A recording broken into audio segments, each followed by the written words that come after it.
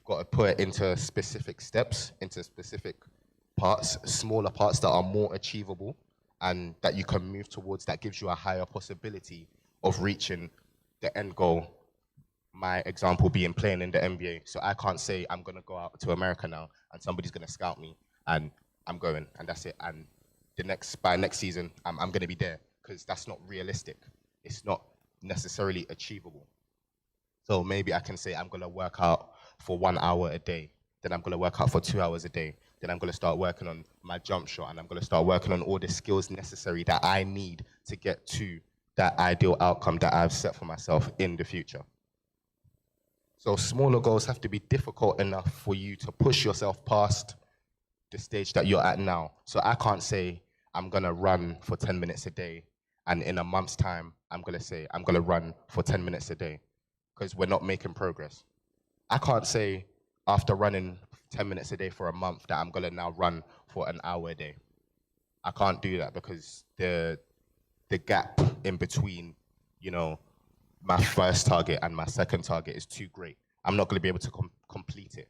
And once I've felt, you know, the failure, that's when people become discouraged. That's when people become unmotivated. That's when people are less likely to stick through with what they want to do. And that's where plan Bs and plan Cs and plan Ds come from, and, you know, all the way through the alphabet. So what we want to do is we want to stick to a specific goal, and we want to make plans that are reachable, that are achievable, and we want to make more and more until we are able to get to that ideal outcome that we have set for ourselves when we made that plan originally in the first place. So, and as a side note, when we're talking about success and reaching our goals, I don't want us to be solely comparing ourselves to other people. So social media now is going to tell you that, you know, if you're not driving a Lamborghini at the age of 18, or you know, in charge of your own social media, you know, platform, if you don't have 1 million followers, then, you know, you're not succeeding, you're not doing life correctly. Then again, success can be subjective. You may just want to, you know, get 100 followers and see that as a success. And if that's a success to you, then congratulations, and you have succeeded. Don't let anybody else's expectations change your own. And I wanna represent that in a sort of analogy. So we all know who Elon Musk is, yeah? He must have had hundreds of people in his class. He must have had a professor. He must have had family and friends that are similar in age to him. Now, if you're a personal friend of Elon Musk, you can't now say, I haven't succeeded because I haven't reached the heights that he has, because we're the same age. And, you know, we studied the same thing in school, and we went to the same primary school. So we were, but you weren't set up the same way. I can't now say that I'm a failure just because I'm not currently a millionaire and somebody online is. You know, success can be subjective. Yeah. Oh, yeah. Sorry, you can sit down, yeah. You should have even told me that earlier. I wasn't even thinking about it. Sorry. But yeah, get comfortable.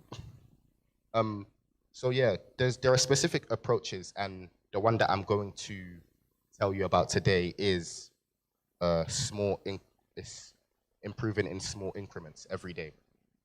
So there's a Japanese term called Kaizen, and it means continuous improvement. And successful business models use this to make sure their outcome and their capacity is, you know, being met. They're doing the most they can to succeed in what they want to do. So they maybe, if they produce 100 units of a particular product, using the Kaizen method, they would look to produce 101 today, maybe 102 tomorrow, and so on and so on. And it will get to the point where your maximum capacity increases and your maximum output continues to increase, and everybody in that business is continuing to work at maximum efficiency. So incremental improvements have larger benefits. So when you're making a plan, when you're making a target and you have it in mind, don't lose sight of it and continue to make small steps towards it. Don't overreach, in a sense. If I wanted to be a doctor, I can't say I'm going to go to university today and in a year I want to be a heart specialist, because that sort of thing is unheard of. You need a specific training. You need to take certain steps to reach this goal. And this mode of thinking it's not to limit you. It's not to tell you that you can't reach this certain place, but it's to push you to the point. It's not to push you beyond your capabilities, but to push you to your capabilities, to your furthest and best self. Is everyone following me so far? Are we understanding small incremental steps to increase, productivity? Kaizen, Kaizen, and it means continuous improvement. So you're gonna have to adopt a mindset and a mode of being that would justify your suffering. Because all now I've said, you have to do this and this, and I haven't told you that you're gonna fail in some aspect, and you will. I mean, failure is somewhat inevitable, but your failure doesn't have to stop you from reaching your goals. Just because you can't do one thing now doesn't mean that when you work at it continuously, it doesn't mean that you won't be able to get to a certain stage where you succeed all those expectations. You're not going to, hit every single goal on your list. Some people have objectives for their life. You're not going to tick every single box.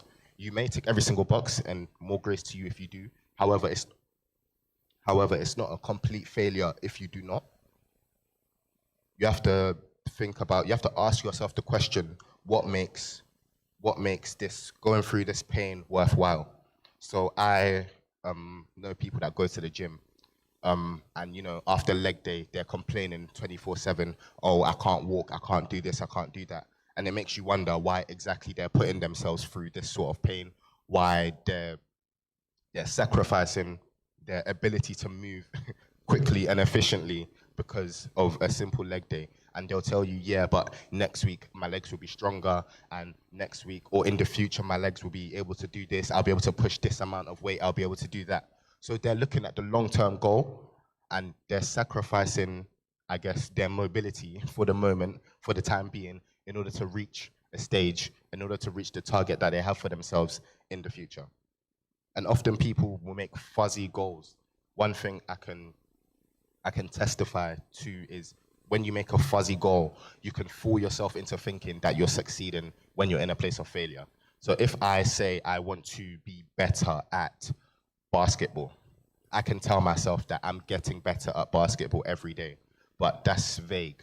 What does getting better at basketball mean? Does it mean I can make more shots, I can pass the ball better, I can defend better? Me saying I want to be better at basketball is vague. I can tell myself I'm improving where I'm in a situation where I'm not really improving, or I'm not really improving in the way I should be. So we want to be clear and specific about our targets when we're doing so. We want to have a reason and a why. Going back to the point where the leg day, where they're in so much pain and they're hurting essentially. And I came across a saying, and I don't know who said it, but they must have been very wise. So it says, he who has a why can bear almost any how.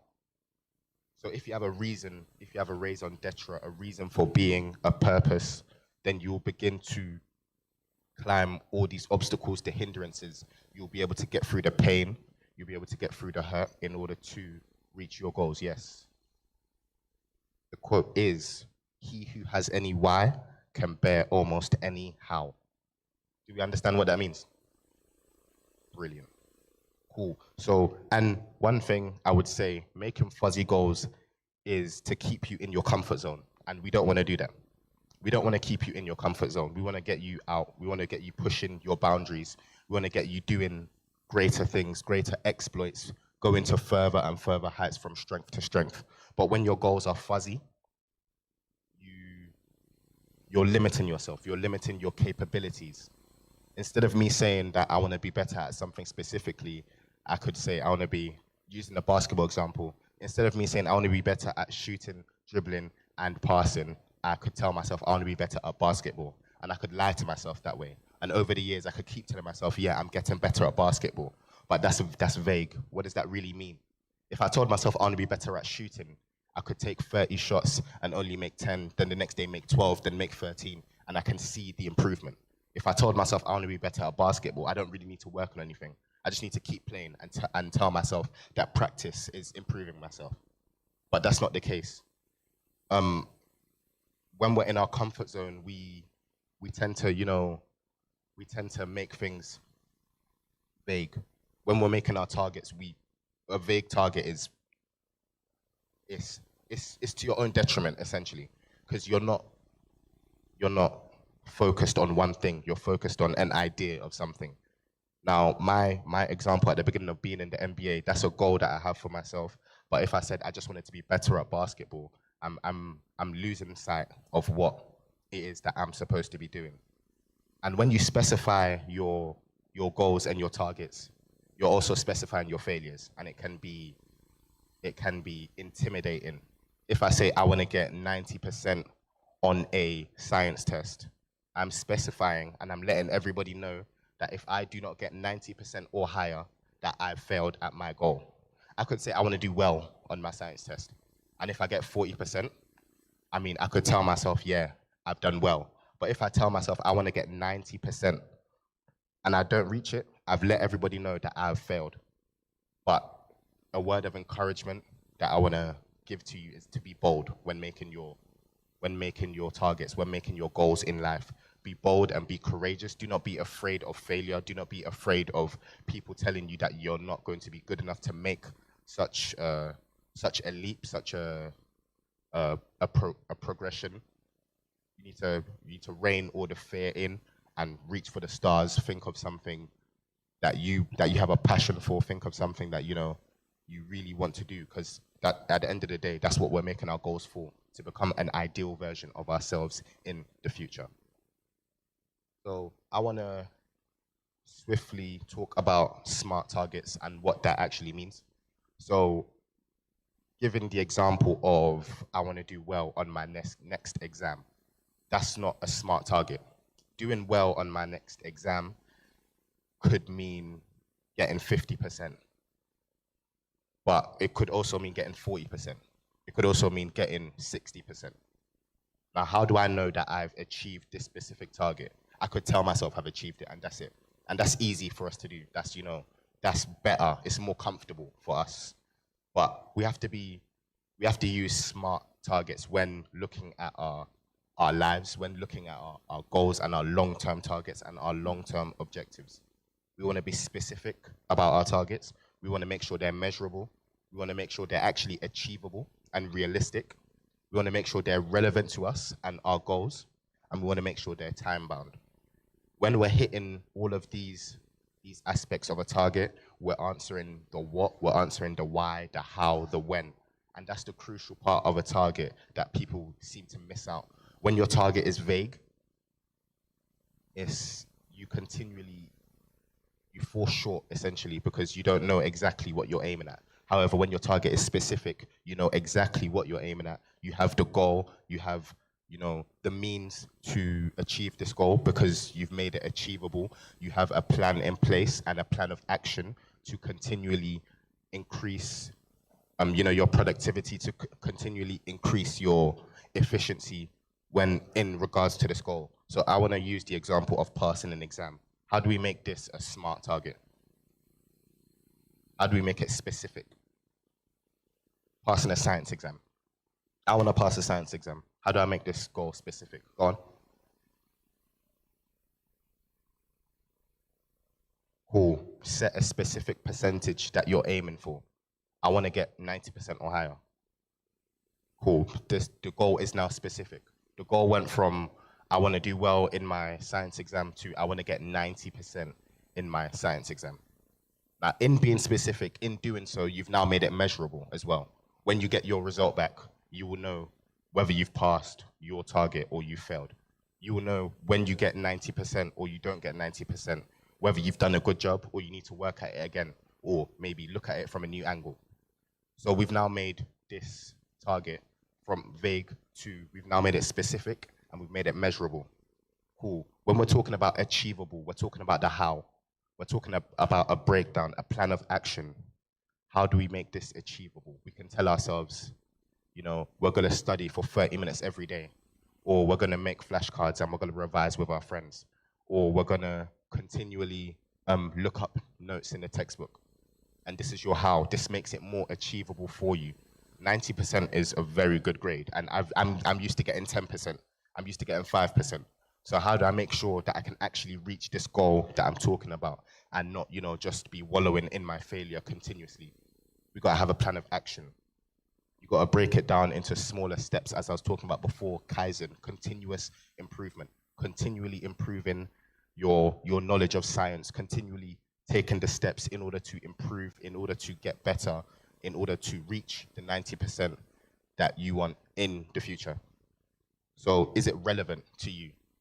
I wouldn't want to make a goal of getting 90% on my science exam if my main focus is on being the best technician in the world.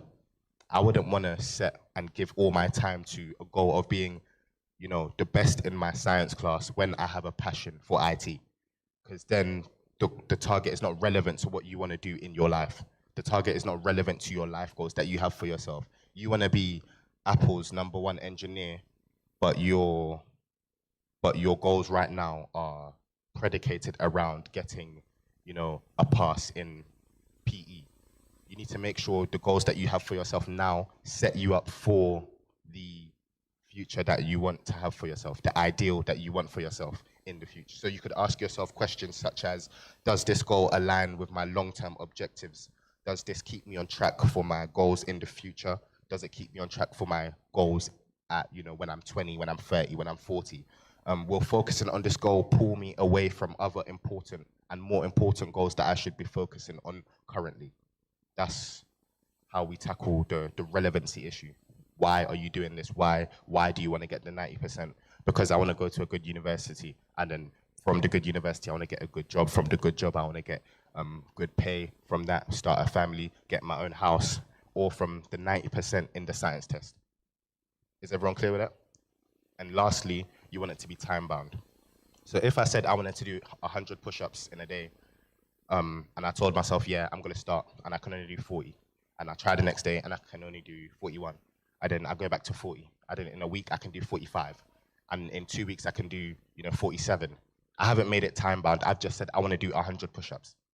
Now, me, being me, I could just tell myself, yeah, I'll do it in 2 years, 3 years, 4 years. But we're wasting time. Something that could be done in 3 weeks, a month, we're now taking 2-3 years to complete. When you make it time-bound, the deadline gives you a certain motivation that you wouldn't have otherwise.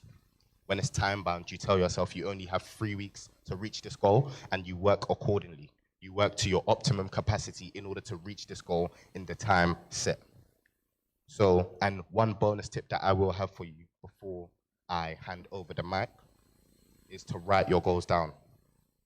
It's important for you to visualize your goals. It's important for you to, see it, read it every day, and manifest it. You want to speak it. You want to say to yourself,